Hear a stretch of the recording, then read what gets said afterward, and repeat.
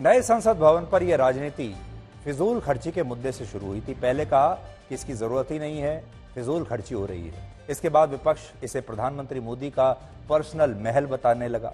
फिर यह कहते हुए राजनीति शुरू हुई कि नए संसद भवन का उद्घाटन वीर सावरकर की जयंती पर कैसे हो सकता है। और आखिर में अब राष्ट्रपति के अपमान को मुद्दा बनाया गया है और अब ये पूरी लड़ाई उस राजदंड यानी सेंगोल पर शिफ्ट हो गई है जो वर्ष 1947 में आजादी से एक दिन पहले पंडित जवाहरलाल नेहरू को सौंपा गया था। और अब ये राजदंड 28 मई को प्रधानमंत्री मोदी को सौंपा जाएगा।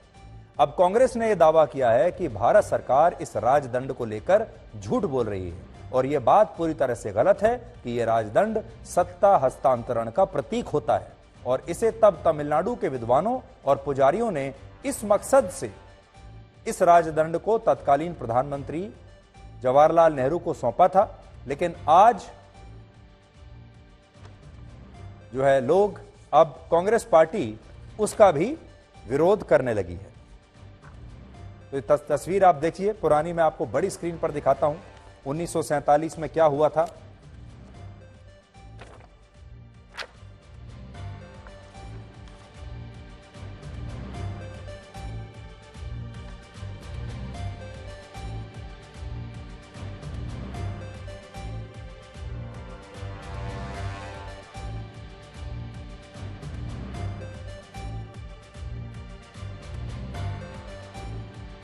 अमेरिका की टाइम मैगजीन का जो इश्यू था 25 अगस्त 1947 में छपा था। जो इस विषय पे विरोध कर रहे हैं वो इस आर्टिकल को पढ़ें और थोड़ी जानकारी लें कि सेंगोल की क्या सिंबोलिज्म है, 1947 में क्या हुआ है और अभी ये जो विरोध का नाटक है वो इसके कारण वो अपने लोगों पंडित जवाहरलाल नेहरू का भी एक तरीके से विरोध कर रहे हैं। Nehru ji asked him, Raja ji did his own research, spoke to people and then advised Nehru ji that it is an ancient Indic civilizational tradition that when power is transferred, they use this sacred scepter or sengol and it is given by the high priest of the state to the new king. And this could be followed when the transfer of power happens from Britain to India. This idea was very well received and welcomed and they decided to do it. इसी मुद्दे पर 1947 में time magazine ने विस्तार से एक लेख छापा था जो इस समय आपके स्क्रीन पर है। और टाइम मैगजीन ने उस समय क्या लिखा था यह अभी थोड़ी देर पहले आपको बताया जा रहा था। वो लेख आज मैं लेकर आया हूं अपने पास और इसमें लिखा है, वन सन्यासी carried a sceptre of gold 5 feet long 2 inches thick. He sprinkled Nehru with holy water from Tanjore and drew a streak in sacred ash across Nehru's forehead. Then he wrapped Nehru in the Pithambaram and handed him the golden scepter. ये time magazine का लेख है 1947 का और उस घटना का विस्तार से इसमें जिक्र है जब पंडित जवाहरलाल नेहरू को तमिलनाडु के विद्वानों, पंडितों और पुजारियों ने यह राजदंड सौंपा था। और इसमें लिखा है कि यह राजदंड उस समय सत्ता के हस्तांतरण का प्रतीक था। यह सब कुछ इसमें लिखा है।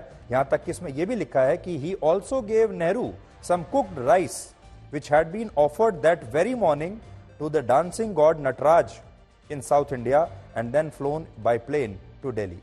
यानी जो चावल पकाया गया था और उसी सुबह भगवान नटराज को वो चावल पेश किया गया था और उसके बाद उसी चावल को हवाई जहाज से दिल्ली लाया गया और वो चावल जो पका हुआ चावल है वो नेहरू को, पंडित नेहरू को दिया गया। ये पूरा विवाद अब अंतर्राष्ट्रीय स्तर तक पहुंच गया है जहां पश्चिमी देशों का जो मीडिया है वो अब इसे विवादित संसद भवन कहना शुरू कर चुका है। सोचिए, ये ऐसा समय आ गया, पूरी दुनिया तो हमें भारत को दुनिया का सबसे बड़ा लोकतंत्र मानती है, लेकिन अब पश्चिमी मीडिया हमारे ही देश के इस नए संसद भवन को विवादित संसद भवन कहकर लिख रही है। यह आजाद भारत का कितना बड़ा दुर्भाग्य है कि अपने अमृत काल में भारत की तमाम राजनीतिक पार्टियां और उनके नेता संसद भवन के मामले पर भी एक मत होने के लिए तैयार नहीं है। आज हमारा भी आपसे यही सवाल है कि आपने आखिरी बार हमारे देश में किसी भी मुद्दे पर सत्ता और विपक्ष को एकजुट होते हुए कब देखा था?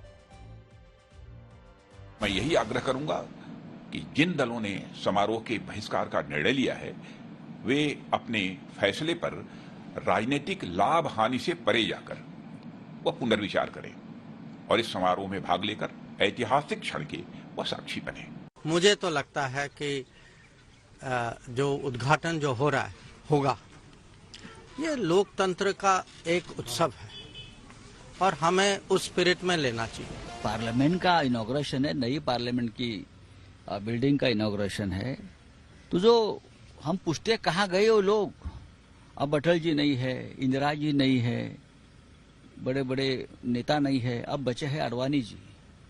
तो क्या उनको बुलाया है? नहीं, जैसे राष्ट्रपति को नहीं बुलाया। विपक्षी दलों का दिवालियापन है, दोगलापन है, पाखंड है कि वो पार्लियामेंट के नए बिल्डिंग के इनॉग्रेशन का विरोध कर रहे हैं।